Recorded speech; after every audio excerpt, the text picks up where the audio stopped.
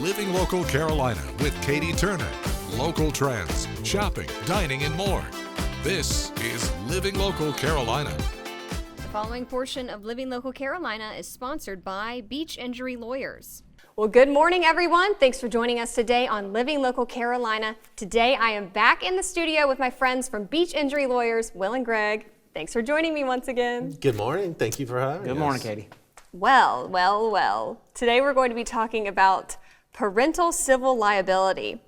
And so basically, parents have to be held liable for their children doing naughty things. Yeah, I mean, the state imposes duties on a parent. And when the parent does not uphold their end of the bargain, then the state is going to step in. You know, if you look at truancy or other instances like that, the state is going to step in. If you're not raising your child properly and it is whatever you're doing is to the detriment of that child, the state can even come in and terminate your parental rights. Now, that's excessive, but again, it's just an example of the state imposing duties on a parent. So we get calls, not a lot, but every so often from parents asking, so little Johnny did this, am I responsible for it? And the answer is, in certain circumstances, yes. So we're first going to talk about civil liability. So the state imposes, there are two particular statutes that the state imposes certain responsibilities on parents. The first one would be if your child acts willfully or maliciously, not negligently, but willfully, and it injures someone, then the parent can be held responsible for up to $5,000 in damages. So, your child throws a stone on they're standing on a bridge overpass, they toss the stone, they're 16 years old. Clearly that's a willful or malicious act. And the damages that might result from that, whether it be property damage or personal injuries, the parents can be on the hook for, again, up to $5,000. So not only can the child be held criminally responsible for that, but again, there's going to be civil responsibility not only on that child, but on the parents as well. Justice will be served. Justice will be served. Now, and then the second example is driving a motor vehicle. So when you take your child to get their permit or their regular driver's license, and again, they're under the age of 18, you, the parent, guardian has to sign the application saying that the motor vehicle that the minor is going to be driving will have insurance on that. So if the child drives a vehicle that does not have insurance on it, then guess what? You're responsible because you stated on the application that you as the parent or guardian were going to provide insurance, and you failed to do that. So you're on the hook for that. All right. Two good examples there. Yeah. Do you have any other examples? Well, this can be scary. He used little Johnny, my little boy, his name Johnny, and he has thrown rocks. Ooh.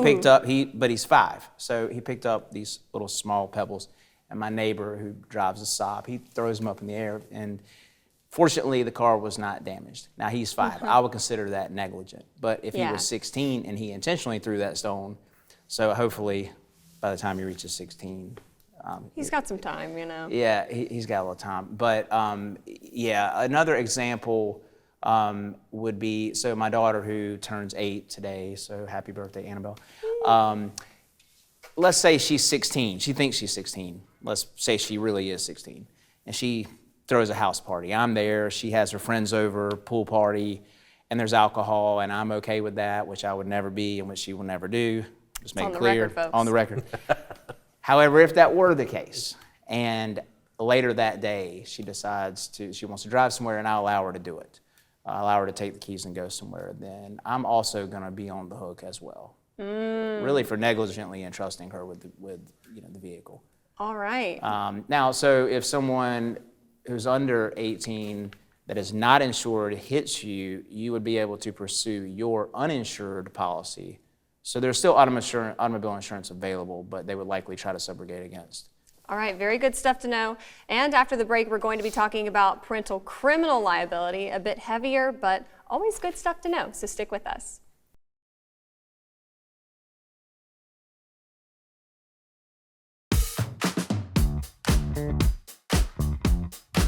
Well, thanks for sticking with us today on Living Local Carolina. Today I am joined by the guys from Beach Injury Lawyers. We'll be talking in the studio about civil liability when it comes to parents, but now we're talking about parental criminal liability. Yeah, this one's a bit heavier. Parents, parents have a responsibility to raise their children in a certain way. And like I said before, the state is going to impose certain obligations on a parent to raise the child appropriately. If they don't raise the child appropriately, then the state can step in and take actions. So in addition to civil liability, a parent can also be held criminally liable for the actions of a teenager. So the best example is recently in Georgia, there was yet another school shooting, and there were 4 people killed, and a number of people were injured as a result of a 14-year-old, I think his name was Colton Gray, taking an AR-style rifle into the school and, again, shooting the school up. So not only, so obviously we know that the young man is going to be, he's going to be charged criminally for that. However, can the parents be charged? Absolutely, and they have been. So the father has already been charged with manslaughter and a number of other offenses. They are, the last I read, that Georgia investigators are looking at the mother to see if charges are going to be brought against her. So why are they bringing charges against the father and possibly the mother? Well, one, you can't give an underage person a gun. Now, I know a lot of people have guns, and your children, you take your children out, you may shoot with them, but it is the parent's responsibility to safeguard that gun, and you just don't give a 14-year-old a rifle and go, this is yours, do with it whatever you want to do. So this child did have a history. He had previously been questioned about a threat about shooting up a middle school. And despite that, he had access to a weapon, to an AR-style weapon. And as a result of him having access, the father has now been charged because the police and prosecutors are saying, now you shouldn't have done that. If you know the history, you know he's 14, he cannot have unfettered access to a weapon. Now, I believe it was last year, there was also a mass shooting in a school. And just recently, the mother was sentenced to 10 years in prison. The father's charges are still pending, but the mother was sentenced to 10 years in prison. Why? Because this young man had a very serious mental health history. And despite that, she still allowed him to have access to firearms. In fact, 3 days before the shooting, there was video showing that she had taken the child out for a day at the range, so they could go shooting. And then again, 3 days later, since he has unfettered access to the weapon, he simply takes the weapon, he takes it to school, he kills a number of people. But again, not only is he going to be held responsible, but the parent is going to be held responsible for that, and she is with a 10-year prison sentence. I mean, just talking about this stuff, it's difficult to even hear about these stories, and both of you are parents, both of you have children. So, I mean, how does this make you feel whenever you see stuff like this? Yeah, I think you just have to lean very far on the side of caution. There was a story a couple of years ago here in Horry County where either a 2 or a 3-year-old got a hold of a gun and shot themselves and killed themselves, and the parents were charged criminally. I would think, to me, that you would have to have, if there was a gun in my house, it would have to be under lock and key where only I was able to get it. I don't know what the right age is. I went hunting when I was probably 7 or 8 years old, but I certainly didn't have access to the rifle. And outside of that, and I certainly wouldn't have access to an AR-style weapon. I mean, we talked a couple of weeks ago about South Carolina making it easier to access, having the open carry now, and I think, you can have your opinion on that, but no matter what your opinion is, when it comes to a child having access to a gun, the parents need to really lean on the side of caution. Definitely. All right, guys, thank you for sharing your knowledge with me. Coming up after the break, we are going to have a very special guest, Mike Kelly, so stick with us.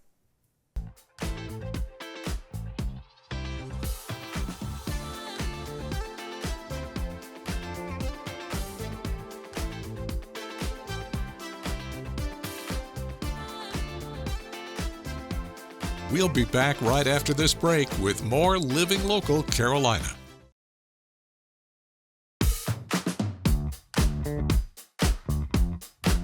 Well, welcome back to Living Local Carolina, everyone. Today I am joined in the studio by Will and Greg from Beach Injury Lawyers, as well as a special guest, Mike Kelly. Thanks for coming on the show. Thank you for having me. All right, how do you know these boys, Mike? Oh, my Lord. You go way back, don't you? If this Loaded wasn't question. a news show, I would tell you some stories, but I'll leave those alone. Thank you. I hired Thank you. Greg. That was his first law job. I hired Will, first law job. Wow. And Will worked for me right down at 9th and Broadway where the Mike Kelly Law Group is. That's kind of a small world, actually, that now you two work together, but you both have the same know. first boss. I know, that's right. All right. And so I would tell- add that my job was a year before you were born. So We weren't but going we're to not say gonna- that on we're not gonna TV, talk about but- that. But now we are. He's spilling all the secrets. So tell me some stories, I guess, working with y'all over the years. It was a blast. I was hired in 2006 when I first got out of law school, and Mike trained me in Social Security and workers' comp. The Social Security world was a lot different then, and I brag on Mike more than me with this. I remember I won my first 45 hearings, and it was a different world then. The judge is really different now, but I was so excited and proud, and we kept the winning streak going, and we had a great time together. Yeah. I learned a lot. Thank you. And Mike, tell me a little bit about yourself, too. Well, I was born and raised in Virginia, and I came to the University of South Carolina, that's the University of South Carolina, to go to undergrad school in 1970 before anybody in the room was born, and graduated undergrad, then law school, and I've lived in Columbia / Myrtle Beach for 54 years in combination. Well, go Cox. Go Cox. Gotta love that. Yep, yes. Mike is we have to be careful. In the profession, we can't say specializes and things of that nature, but I will say Mike is a disability and workers' compensation law guru. I think I'm safe to. I think you're okay. Yeah, to say that. What do you love about that sort of field? We do in our firm, like they do, personal injury, but I've graduated from that. I do workers' comp and disability, and I love workers' comp, but disability has my heart. It's not as lucrative as the other two, but I get up in the morning and say, whoever comes in that door, whether it be Columbia or Myrtle Beach, is having a bad time. They're sick, they're injured, they're disabled, physically or mentally.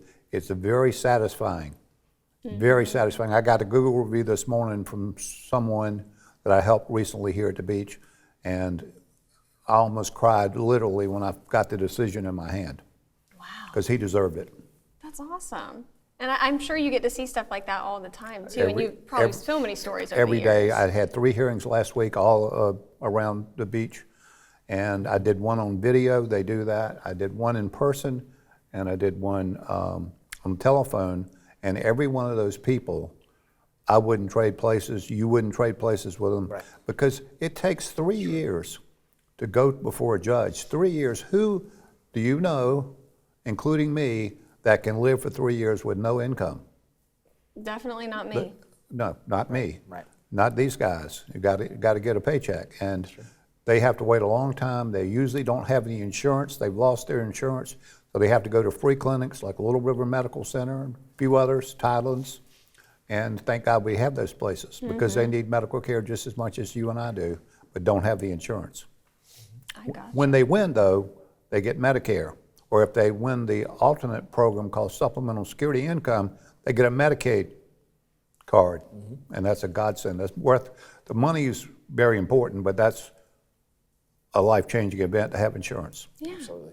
What you guys do is very special. You're able to help people, and now I'm able to see where they learned it from after all these years. Yeah, I love taught it. them a thing or two Sure did. along the way, and I'm so proud of them, of what they've been able to do with beach injury lawyers. You know, I've spawned a lot of legal careers because I'm old and been around a long time, and I'm proud of these guys.